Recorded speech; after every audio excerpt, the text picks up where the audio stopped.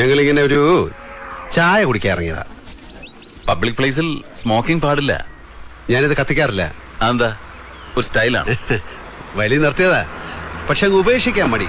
അതുകൊണ്ട് ഇങ്ങനെ കൊണ്ടു നടക്കും. ഗുഡ്. ഈ ശേഖരനെങ്കിലിന്റെ മോളെങ്ങനെ?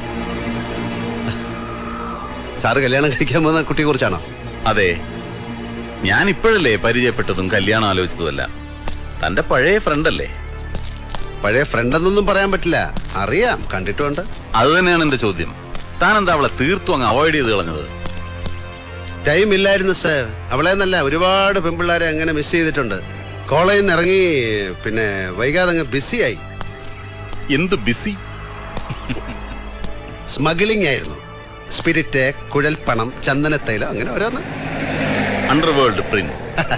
അണ്ടർവേൾഡ്